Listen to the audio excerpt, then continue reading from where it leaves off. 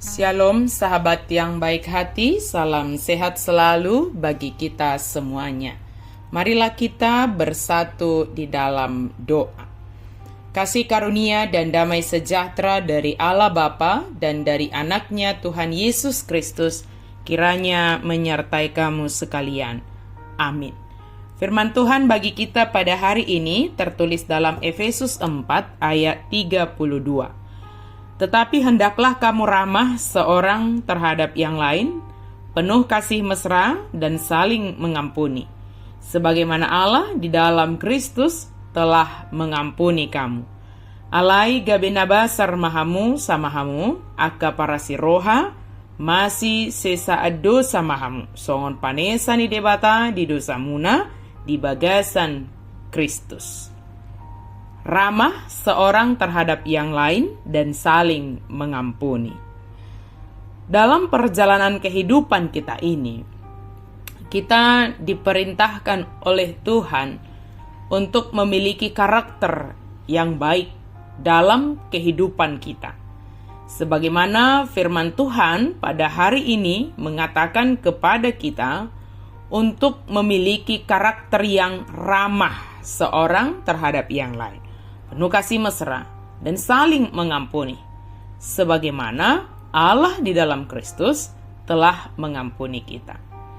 Dalam Efesus 4 ayat 28-32, Paulus memperingatkan kita terhadap perkataan kotor, kepahitan, kemarahan yang tidak tepat, kata-kata kasar, fitnah, dan sikap buruk terhadap orang lain.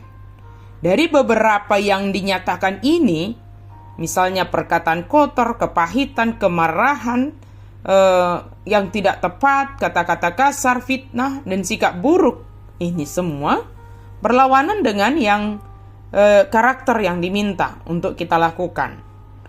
Sebaliknya, daripada bertindak seperti itu, kita hendaknya suka mengampuni. Sama seperti Allah yang telah mengampuni kita. Ketika orang mengatakan kata-kata kotor terhadap kita, janganlah balaskan dengan kata-kata kotor juga. Sebab itu akan semakin menambah dosa dan akan semakin memperburuk keadaan. Ketika orang memfitnah kita, janganlah juga kita tergoda untuk ikut membalas fitnahannya itu dengan mengatakan sesuatu yang tidak baik tentang dia. Menjadi ramah juga terlihat dari perkataan kita. Kata-kata yang kotor dan menyakiti perasaan akan membuat orang menjadi sakit hati atau menjauh dari kita. Keramahan dapat kita lakukan, mulai dari hal yang sederhana. Apakah itu? Yaitu tersenyum. Tersenyumlah kepada orang yang engkau jumpai dan berkata sopan terhadap orang lain. Jadi pancaran wajah kita itu memancarkan bagaimana keadaan hati kita, terlihat dari senyum kita, terlihat dari kata-kata kita yang sopan. Senyum adalah penghilang sekat, penghilang batas pertama antara kita dengan orang yang ada di sekitar kita.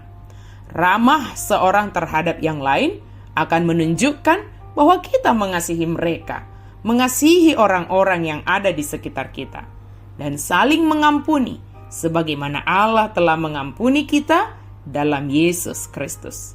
Mengampuni merupakan hal yang harus kita lakukan dalam hidup kita, sebab kita telah menerima pengampunan dari Allah. Kita mengampuni bukan supaya kita diampuni, tidak, tetapi karena kita telah diampuni di dalam Yesus Kristus, maka kita harus mengampuni.